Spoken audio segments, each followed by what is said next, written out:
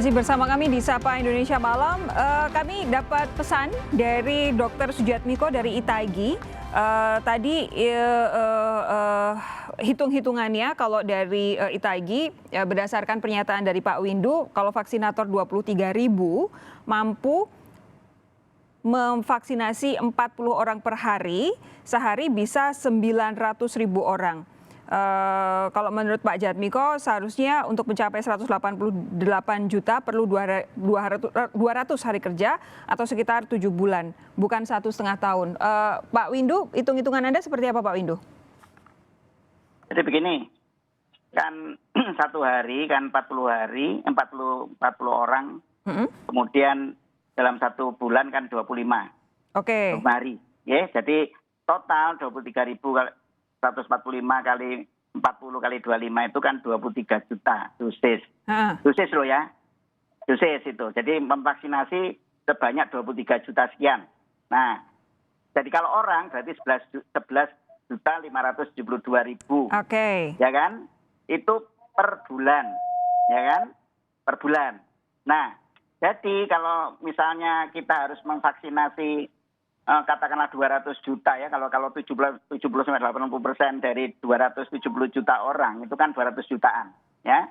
200 juta dibagi 11,5 juta itu pembagiannya akan menghasilkan 18,5 bulan. Oke. Karena satu orang butuh 2 dosis ya? 2 dosis. Kalau hanya 1 dosis 9 bulan selesai. Oke.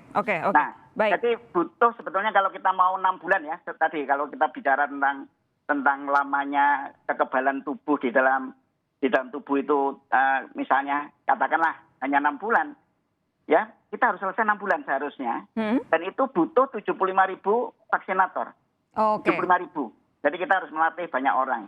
Nah, tetapi kalau kita hanya bertahan pada 23.000 sekian, kita butuh 18 bulan, dan itu sangat lama. Ya. Malam ini seru karena saya jadi harus mengeluarkan kalkulator juga ini supaya memastikan angka-angkanya tidak terlalu jauh meleset. Baik, terima kasih Pak Windu atas penjelasannya. Tapi saya ingin menanyakan lagi yang tadi sempat saya tanyakan sebelum kita jeda iklan. Sebenarnya infrastruktur untuk vaksinasi dalam hal ini ketersediaan cold storage chain, kemudian jarum suntiknya, vaksinatornya juga, atau mungkin hal-hal lain yang dibutuhkan, atau mungkin lokasi vaksinasi juga. Hari ini di Amerika Serikat ada berita bahwa yang digunakan untuk vaksinasi adalah stadion, karena luas, jaga jarak masih bisa tercapai, dan outdoor begitu, open air begitu. Kalau di kita nanti untuk saat ini persiapan infrastruktur vaksinasinya seperti apa, Bung Dhani? Ya, pertama kita tidak perlu meragukan juga ya, bagaimanapun Bio Farma ya sudah sejak lama sekali ya sudah ekspor vaksin, dan itu sudah di satu-satunya di Asia Tenggara yang memang itu berada di dalam otorisasi ataupun approval dari WHO ya. Jadi Bio Farma sendiri sudah berpengalaman, sudah cukup banyak dalam kerangka penyelesaian vaksinasi untuk polio, untuk campak, untuk meningitis segala macam. Jadi yang namanya sudah sebuah prinsipal, sebuah pabrikasi vaksin di bawah naungan WHO itu dari mulai standar proses produksinya, itu total quality control-nya itu di bawah WHO. Standar pengirimannya, mobilnya untuk transportasinya, cold chain-nya, storage-nya, itu semua juga menurut standar WHO. Jadi ketika survei-survei yang dilakukan oleh WHO untuk melakukan evaluasi terhadap Bio Farma itu dalam setahun ada berapa kali datang itu, termasuk diantaranya adalah mengevaluasi soal transportasi, mengevaluasi tentang storage, cold chain, dan sebagainya. Jadi itu mereka sudah punya platform sendiri, sudah punya total quality control sendiri, yang insya Allah sudah dijamin standarnya untuk bisa menjamin kualitas dan efikasi dari vaksin yang disimpan di sana. Ibu Jen, jadi itu kalau mengenai akuntabilitas lembaga sih saya kira tidak usah diragukan lagi karena standarnya sudah ada ya. Ibu Jen, kalau menurut Anda sebagai ahlinya imunisasi, pakar imunisasi, infrastruktur imunisasi kita saat ini seperti apa penilaian Anda? Iya, jadi kalau Bio Farma itu kan dia mengirim vaksin dari Bio Farma ke tiap cold room. Ya. Itu gudang vaksin provinsi. Ya. Nah, kapasitas simpan vaksin di provinsi itu cukup. Ya, itu cold room itu kan besar. Ya, kita orang masuk ke dalam cold room, bisa masuk ke dalam sana ya. Jadi kita jalan di dalam cold room. Sambil di situ ada rak-rak untuk menyimpan vaksin. Nah, dari provinsi itu vaksin akan diambil dari kabupaten. Ya, biasanya naik mobil. Ya, kadang ada yang harus naik pesawat memang. Ya, seperti misalnya kalau Papua begitu ya, itu harus naik pesawat. Gitu ya. Nah, kapasitas simpan di kabupaten itu juga cukup. Ya. Ya. Kemudian yang ke hilir lagi ya, ke hilir lagi itu berarti di puskesmas dan di rumah sakit. Ya. Itu data terakhir 97%. Ya. Dan tentu akan ada upaya-upaya di Kementerian Kesehatan untuk yang kurang-kurang yang 3% kurang itu supaya jadi 100% ya. Ya. Jadi cukup. Oke, berarti saat ini cukup dan seharusnya kita masih punya waktu untuk mengejar supaya jadi 100% itu tadi ya? Betul. Oke, jadi ini memang perencanaan, strategi, eksekusi dari pemerintah benar-benar harus meticulous, begitu harus detail supaya kemudian tidak ada yang tersia-siakan, tidak buang waktu. Pak Windu, saya ingin Anda memberikan gambaran sebagai penutup dialog malam hari ini. Apa yang terjadi kalau kemudian perencanaan ini pemerintah tidak lakukan secara detail? Kita tentu berharap bahwa vaksinasi ini kan benar-benar jadi harapan semua orang. Kita bahkan sama-sama kesal begitu ya waktu akhir tahun lalu dijanjikan katanya sudah bisa Desember tapi ternyata harus mundur lagi begitu. Udah beberapa kali kita dijanjikan tapi mundur.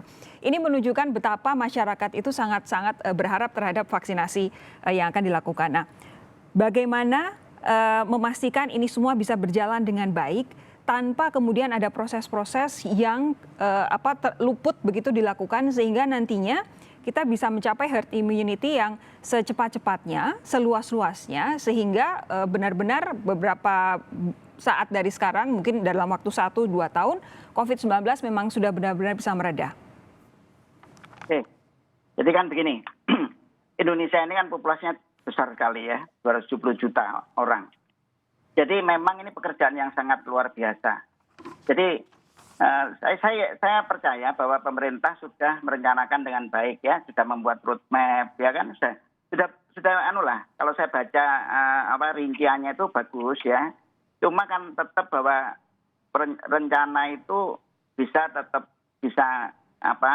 rencana ya, yang implementasinya belum tentu sesuai dengan rencana itu ya, karena faktornya banyak. Karena ini kan bicara tentang tidak hanya kan kalau produksi kita sendiri gampang, tetapi ini kan produksi dari luar yang gimana kita untuk memperoleh itu bersaing dengan negeri-negeri lain ya. Dan sekali lagi banyak faktor terutama menyangkut pengetahuan dan pemahaman dari masyarakat kita sendiri. Nah, ini yang jadi masalah. Jadi jangan lupa bahwa KIE, jadi komunikasi, informasi dan edukasi ya, promosi kesehatan itu betul-betul harus jalan supaya masyarakat ini betul-betul mau ikut dan menjalankan dengan tertib. Okay. Jadi jangan sampai misalnya disuruh kembali lagi 2 minggu kemudian dia terlambat datang atau terlalu cepat datang, maka dosisnya tidak akan valid lagi. Itu sebagai contoh. Nah, jadi menurut saya begini, karena Bapak Menteri kan sudah menyatakan ya, dan itu bagus, Mas Menteri tadi ya. Jadi saya bilang Mas Menteri lah. Pak Menteri siapa ini? Muda. Pak Menteri Budi Gunadi. Menteri Kesehatan ya, Menteri Kesehatan yang baru ya, yang saya kira beliau adalah cerdas dan mampu untuk melakukan ini ya. Dan beliau sudah menyatakan bahwa vaksinasi hanya salah satu strategi. Ya. Bukan satu-satunya strategi. Dan itu benar. Jadi kita tahu bahwa kemungkinan kegagalan mesti ada. Maka karena itu masyarakat harus tetap menjalankan 3M 100%. Itu harus dilakukan dan pemerintah jangan lupa jangan sampai kendor testing dan tracing-nya. Ini strategi utama yang tidak boleh ditinggal. Ya. Karena saya melihat bahwa ini kendor pada artinya kita lihat ya, kasus harian yang ditemukan itu sebetulnya kadang-kadang turunnya bukan karena penularannya turun, tetapi karena testingnya rendah. Kadang-kadang cuma 20.000 dari 40.000 yang seharusnya bisa kita capai per hari ya. Kadang-kadang 26.000. Jadi sering tidak tercapai. Ya, jadi itu harus kita kejar. Oke. Ya, supaya betul-betul pemutusan rantai penularan betul-betul bisa terjadi. Oke. Saya kira begitu, Mbak. Apalagi jadi catatan hari ini positivity rate-nya 29,4%. Tinggi banget. Artinya dari 4 orang yang dites COVID-19, jangan-jangan ada 1 orang di situ atau mungkin bahkan lebih yang kedapatan positif COVID-19 begitu ya Pak ya. Jadi PR bersama selain soal vaksinasi COVID-19. Terima kasih Bung Dhani, Pak Windu dan juga Ibu Jane sudah meluangkan waktu untuk Sapa Indonesia Malam hari ini. Sehat terus semuanya, jangan sampai sakit. Kita jumpa lagi kapan-kapan di perbincangan yang lain. Selamat malam Bapak-bapak dan Ibu Jane. Salam sehat semuanya.